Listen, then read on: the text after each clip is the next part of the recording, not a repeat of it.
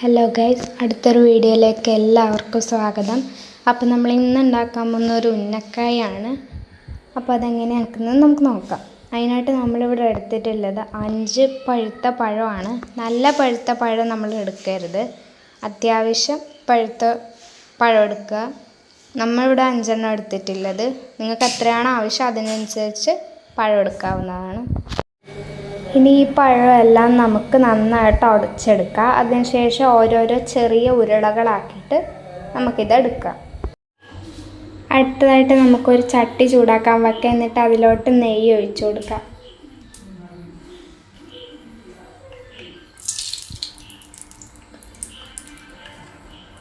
എന്നിട്ട് അതിലോട്ട് നമുക്ക് അണ്ടിപ്പരിപ്പ് ഇട്ട് കൊടുക്കാം.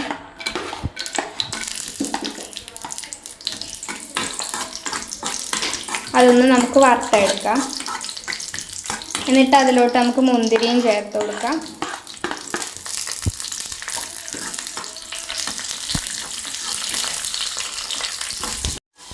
ഇനി ഇതിലോട്ട് നമുക്ക് തേങ്ങ ചേർത്ത് കൊടുക്കാം.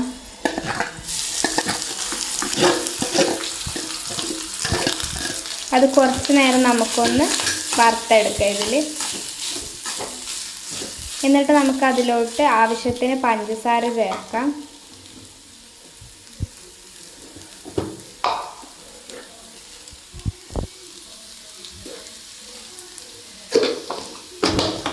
എന്നിട്ട് കുറച്ച് സമയം നമുക്കൊന്ന് ഇതാക്കിയതിന് ശേഷം നമുക്ക് ഏലക്ക ചേർത്ത് കൊടുക്കാം. ഇനി കുറച്ച് നേരം വറുത്തെടുക്കാം. എന്നിട്ട് നമുക്ക് മാറ്റി വെക്കാം.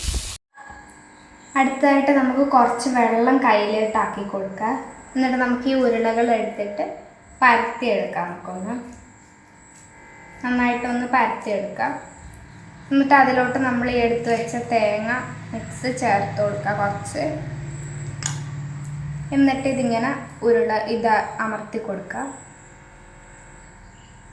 ഇതുപോലെ ആക്കി കൊടുക്കുക. എന്നിട്ട് ഇതൊന്ന് നമുക്ക് ഈ ഒരു ഷേപ്പിലോട്ട് ഒന്ന് ഇതാക്കിയെടുക്കാം. ഈ ഒരു ഷേപ്പാണ് നമുക്ക് ആവശ്യം.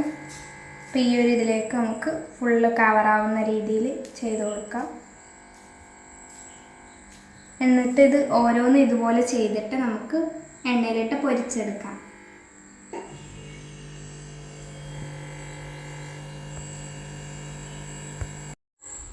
അങ്ങനെ നമ്മൾ ഇതുപോലെയുള്ള ഷേപ്പുകളാക്കി എടുത്തിട്ടുണ്ട്. ഇനി നമുക്കൊരു പാത്രത്തിലേക്ക് എണ്ണ ചൂടാക്കാൻ വെക്കാം. ചൂടായ ശേഷം നമുക്ക് അതിലോട്ട് ഈ ഉന്നക്കായകൾ വെച്ച് കൊടുക്കാം.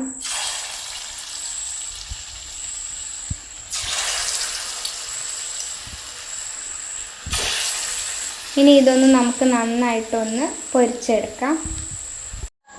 അങ്ങനെ നമ്മുടെ ഉന്നക്കായ ഇവിടെ റെഡി ആയിട്ടുണ്ട്. അപ്പോൾ വീഡിയോ ഇഷ്ടപ്പെട്ട എല്ലാവരും ലൈക്ക് ചെയ്യുക, ഷെയർ ചെയ്യുക, സബ്സ്ക്രൈബ് ചെയ്യുക, കമൻറ്റ് ചെയ്യുക, സപ്പോർട്ടും ചെയ്യുക.